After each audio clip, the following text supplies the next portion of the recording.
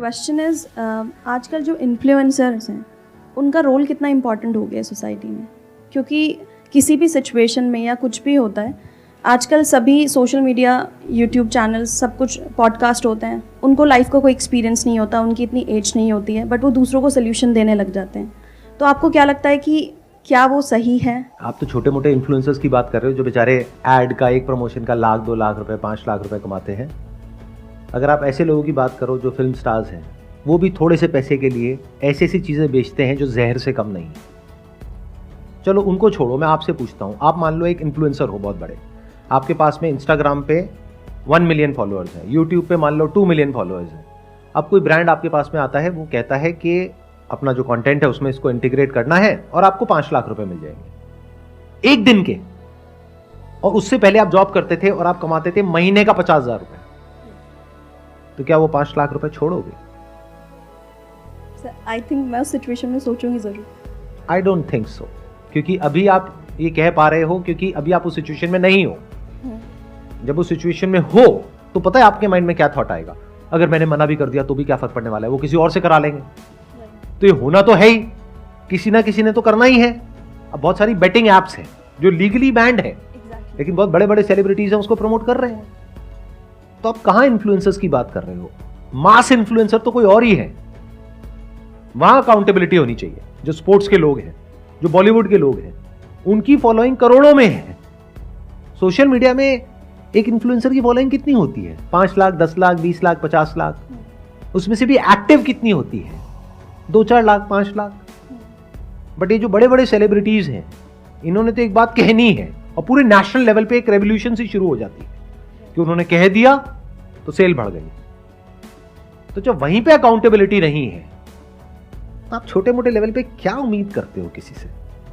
तो ये उम्मीद लगाना छोड़ दो अपने इन्फ्लुएंसर्स से, फिर चाहे वो इन्फ्लुएंसर बड़ा हो या छोटा हो, कि उन्हें ये करना चाहिए या नहीं करना चाहिए। अरे खुद को इतना कैपेबल बना लो कि आप इस फर्क को देख सको कि असली क्या है और नकली क्या है।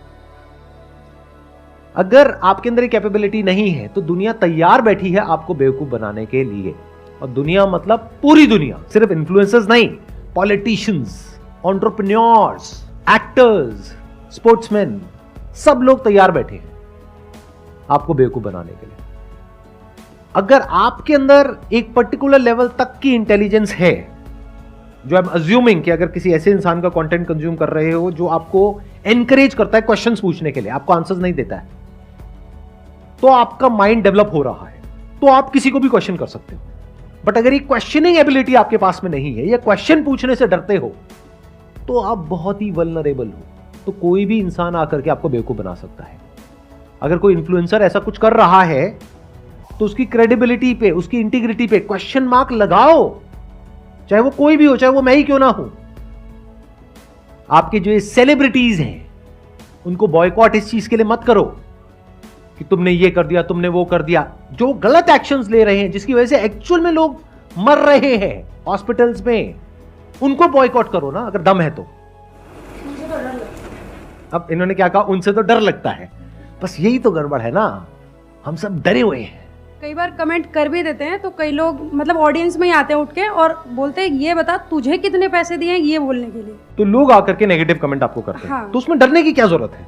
नहीं मतलब जैसे बड़े बड़े लोगों को मैं कई बार इसलिए भी हिचक जाती हूँ कि कहीं ऐसा ना हो कि मतलब ऑडियंस ही आके गाली बकने लगती है। जब भी आप कुछ ऐसा करोगे जो मासेस कर रहे हैं उससे थोड़ा सा भी अलग होगा तो आपको गालियां पड़ेंगी, और गाली खाने के लिए रेडी रहना होगा अगर आप सच में एक अच्छी दुनिया देखना चाहते हो तो।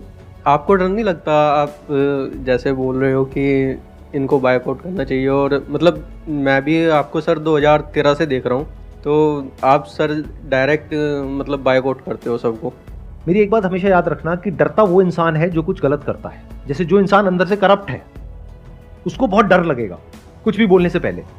वो कहावत सुनी होगी ना, जिसके घर शीशे के होते हैं वो कपड़े लाइट बंद करके बदलते हैं। ऐसी कुछ है ना वो कहावत,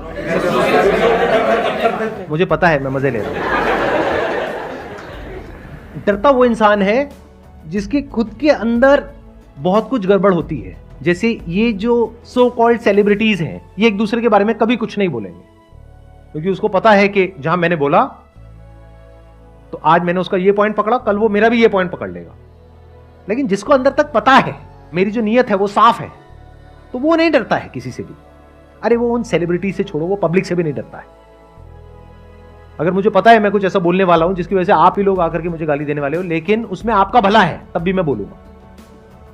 अगर आप सही हो तो लड़ने के लिए तैयार रहो, और लड़ना तो पड़ेगा। यही तो भगवत गीता का सार है कि ये जो दुनिया है ये खराब उन लोगों की वजह से नहीं है जो कुछ गलत करते हैं। जो सही लोग जो कुछ सही कर सकते हैं और वो नहीं कर रहे हैं, डर करके बैठे हुए हैं, उनकी वजह से ये दुनिया प्रॉब्लम में है।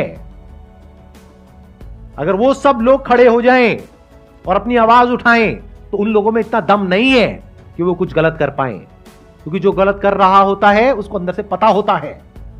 बस होता क्या है कि कोई उसके अगेंस्ट कुछ बोलता नहीं है तो वो और स्ट्रांग होता चला जाता है और गलत करता है। लेकिन अगर कुछ लोग बोलने लग जाए बिना इस डर के कि जो मासेस हैं वो आकर के हमको कुछ बोलेंगे, तो बोलते हैं तो बोलने दो ना, डरना क्या है अगर आप सही हो तो इसका सबसे पहला स्टेप क्या है, आपको पता होना चाहिए अंदर से कि सही क्या है और गलत क्या है। आपके स्टैंड पॉइंट से नहीं, from the stand point of everyone. अगर ये आपको क्लियर है और फिर आप आगे बढ़ रहे हो लाइफ में, तो डर नाम की कोई चीज नहीं होती है। In the worst case scenario क्या होगा, मर जाएंगे तो मर जाएंगे, उससे क्या फर्क पड़ता है, सभी ने मरना है, आप कौन सा मरो। बट हां, इसका मतलब यह नहीं है कि आप जा करके बिना बात के किसी से लड़ रहे हो। That is just a waste of time. सही चीज के लिए लड़ना सीखो, सही चीज के लिए आवाज उठाना सीखो और सही तरह से लड़ना सीखो। अगर ये नहीं कर पाए तो अपनी लाइफ में भी कभी आप, अगर कुछ बहुत गलत भी हो रहा होगा आपके साथ में, वहां पर आप स्टैंड नहीं ले पाओगे।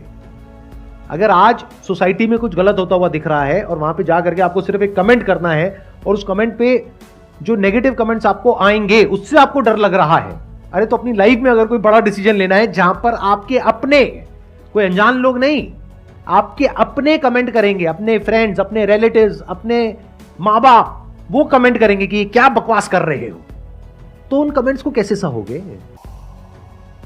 तो इसको प्रैक्टिस की तरह देखो कि अगर एक ऐसी जगह पर जहां पर कोई रिस्क नहीं है, कोई अनजान लोगों ने आकर के आपको कुछ बोल भी दिया तो उससे क्या चला गया, कुछ भी नहीं, आप अपने रास्ते वो अपने रास्ते।